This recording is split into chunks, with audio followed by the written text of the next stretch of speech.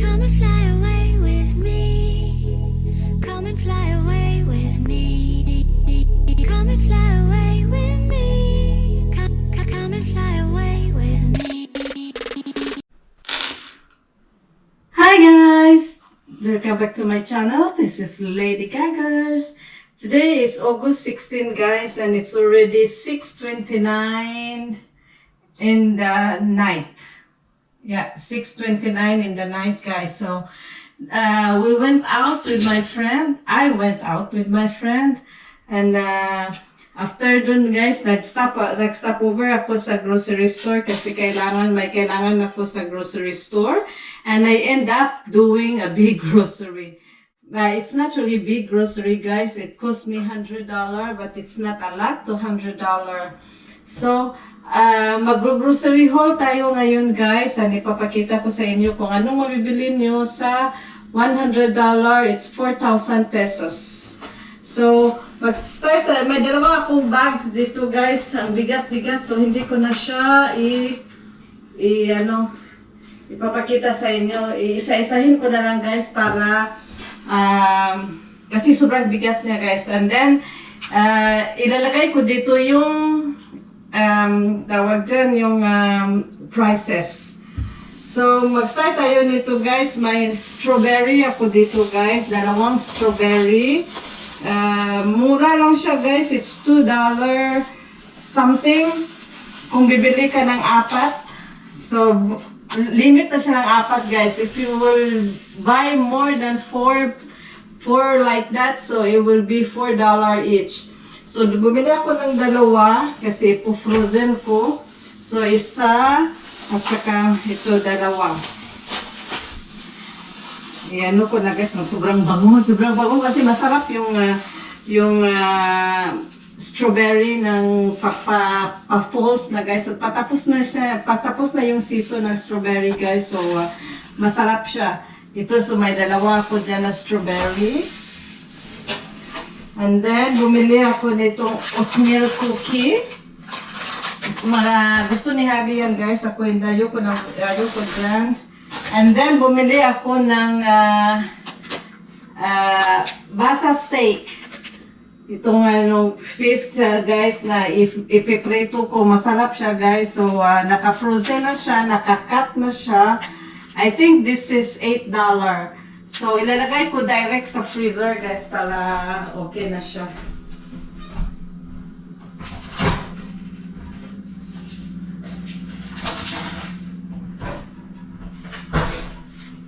And then I have it here. Naka 30% yung chicken tight. So, ano na lang siya guys. Basta $5 siya guys. So, $5 na lang siya. Minus 30%. So, gagawin ko siya ng adobo. And then, bumili ako nito. La-grill vegetables. La-grill vegetables pero less salt siya guys. Ang ginagamit ko is with salt. So, wala sila yung with salt, less salt. Ako na lang ang mag-adjust ng salt. And then, I bought mixed vegetables. Kasi pag nagano ako guys, fried rice, ito yung ginagamit ko sa fried rice. And then, I have it here, broccoli. It's only $2. I remember this one. It's only $2, that one. And I have it here, 3 tomatoes. Kasi kami ngayon sa omelette, guys. So, hindi naman kami ma-omelette masyado before. Pero ngayon, parang na kami ng omelette. So, bumili ako ng 3 tomato. Bumili ako ng mga fruits, guys. Bumili ako ng 2 apple. Dalawa siya guys. And then bumili ako nito yung squash na maliit kasi gusto kong magluto ng tawag dyan, yung may talong pakbit, pero wala akong okra guys. Wala akong okra tsaka wala akong ampalaya, so okay lang yan. And then bumili din ako ng bumili ako ng sesame oil. And bumili ako ng oranges. Navel na oranges. Masarap yung oranges na navel guys. Sobrang tamis. Then bumili din ako ng banana. Ito lang yun guys. 4,000 pesos na siya guys. Bumili ako ng green tea. Dalawa yata ito guys. Dalawang green tea. Yeah, dalawang green tea. It's $1.29. Bumili din ako ng maple style na beans. Para siyang pork and beans. Wala kasing pork and beans dito. Ito na yung beer. Yung beer ko guys is $105. So ito, ikikip ko ito kasi ilalagay ko yung mga prices under. And then I bought avocado. 5 avocado guys for $6. Hindi pa siya hinog guys pero okay lang yan. And then I bought tuna in water. Bumili ako ng 3. And then chayote. Yeah, bumili ako ng chayote guys. Mura lang siya guys, 89 cents. Yung 89 yata yung chayote. And then I bought 2 mango. Yung apple mango. Dalawa siya guys. Bumili ako ng dalawa. And it's only 89 cents. Only 89 cents guys. Pero mahal pa din kung i-compare natin sa atin.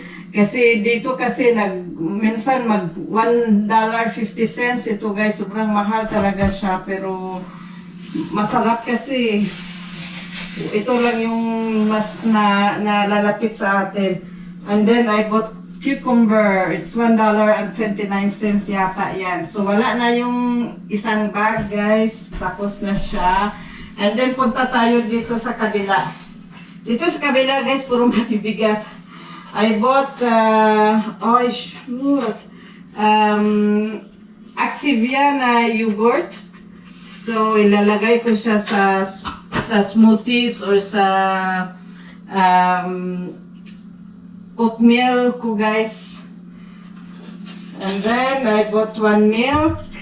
Si Habi lang gagamit nito for his coffee. Pero ako, ang ginagamit ko sa mga ko guys is yung almond milk.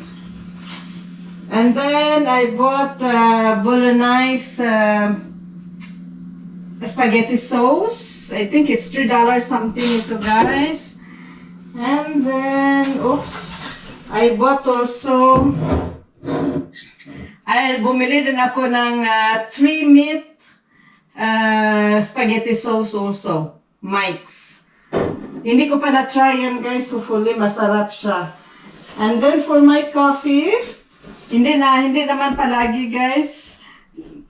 Bumili ako ng macchiato caramel.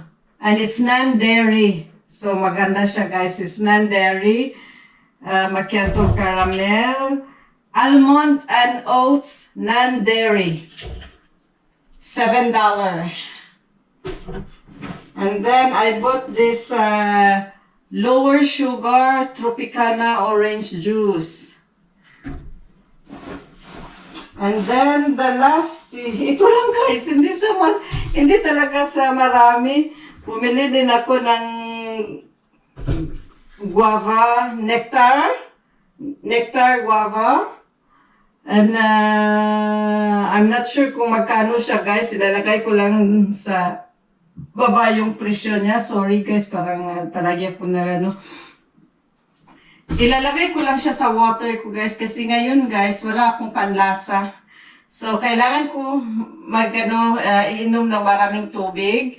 Tapos, instead na lalagyan ko siya ng lemon, kasi lemon din guys, maganda din siya yung lemon, nilagay sa hot water.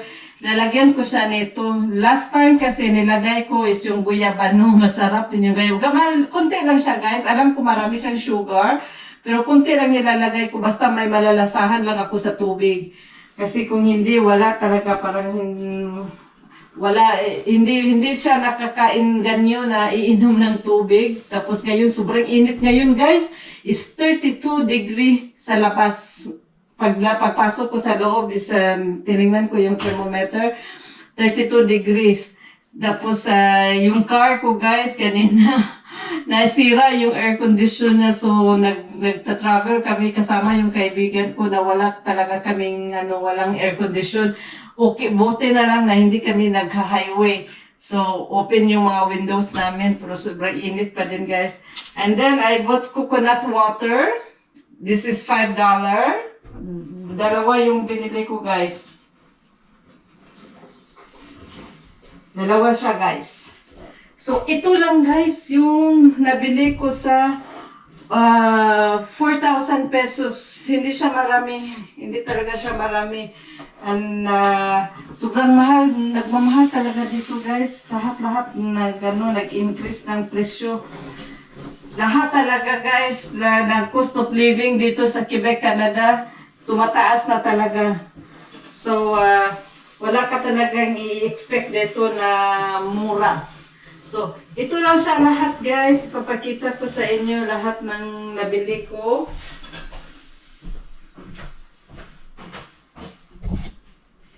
Yan, ito lang, guys. Yan lang, $4,000 na yan. Wala. Isa lang, lang nabili ko na mita, yung fish lang ang nabili ko. At saka itong chicken. Yan lang. The rest are fruits and vegetables and yung mga drinks ko dyan. Yun lang. At saka 4,000 pesos na siya, guys.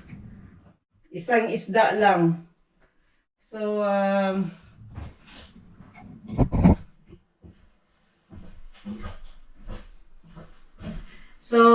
ito lang yung nabili ko lahat, guys. And this is it for our vlog for today's today's video. And sana nag-i-enjoy kayo at sana nabigyan ko kayo ng idea kung magkano talaga yung namin dito magkano yung grocery namin dito. So, yun lang, and I hope you enjoy and take care. Have a nice day and happy weekend, everyone. See you in my next one. Bye.